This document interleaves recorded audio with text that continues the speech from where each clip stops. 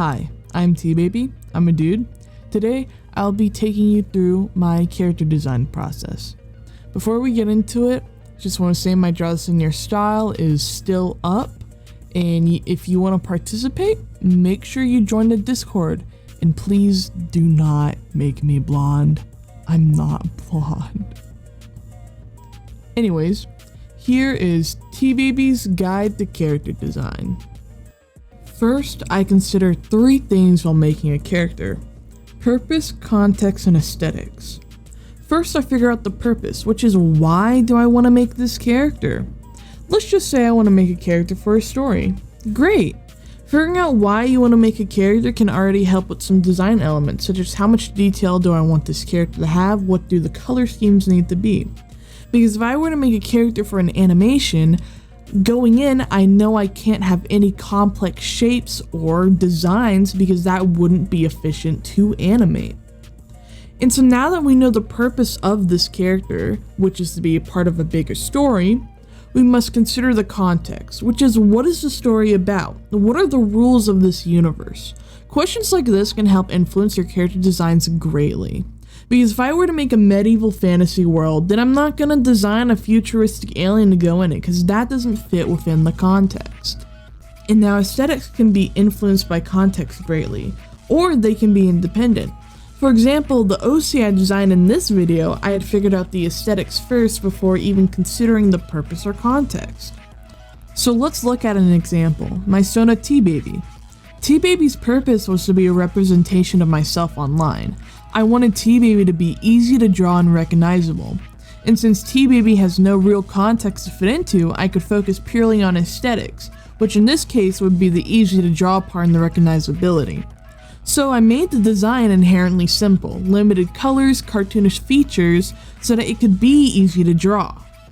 I also added silly features such as the lack of nose, sharp teeth, and dilated eyes so that the design could be more recognizable.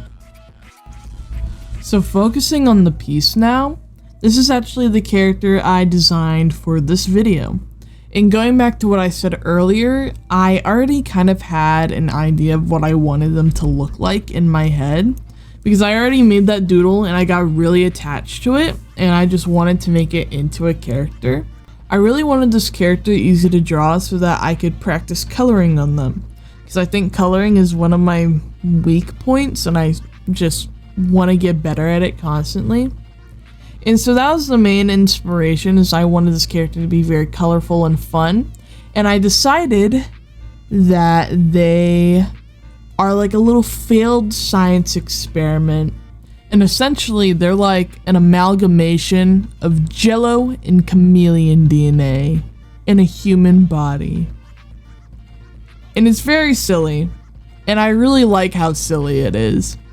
And so, knowing this, I want them to be able to like just change the color of their skin at will, just so that I have an excuse to practice quirky little colors on people.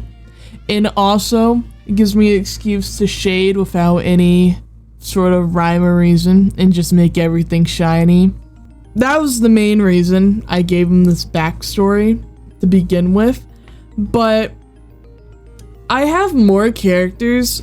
I'm deciding to put them in a universe that I have other characters in, and almost all of them are like these weird little experiments, and so I think it fits. Right now, I'm actually experimenting with different clothings. I was very much inspired by scene fashion, but I think I kind of leaned a little bit away from that towards the end.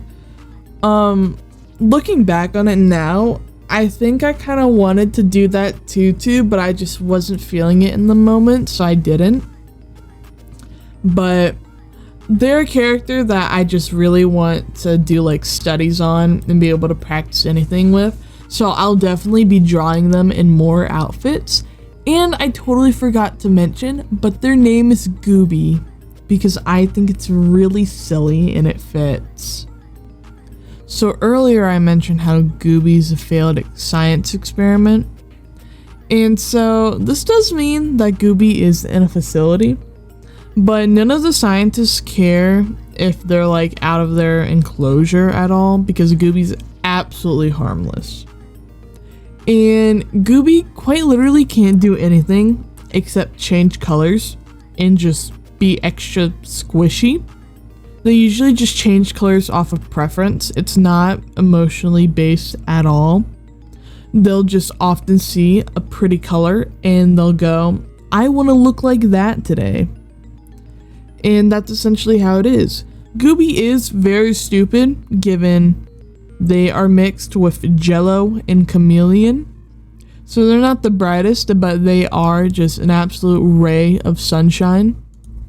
Another thing is Gooby doesn't wear clothes. All the stuff you're seeing on Gooby right now is made from Gooby, which is why everything looks super like shiny and almost like holographic. It's because none of it's actual real clothing. It's all just like more of that Jello goop that Gooby is made of. And speaking of that goop, I mentioned earlier how Gooby's like extra squishy. Just like actually imagine Jello, because that's essentially what Gooby is. I don't have much else to say about Gooby or anything. But going back to what I was first talking about with my 3 steps into character design, I designed Gooby with the purpose of being a character that would be easy to draw and was made for coloring, and they're a little science experiment, so the context would be that they're pretty fucking weird. And finally, I just wanted them to be bright and colorful for aesthetics. Anyways, that's all I really have to say. I'm not a professional at all. I probably should have said that earlier. But enjoy the rest of the speed paint. I'll see you next week. Bye bye.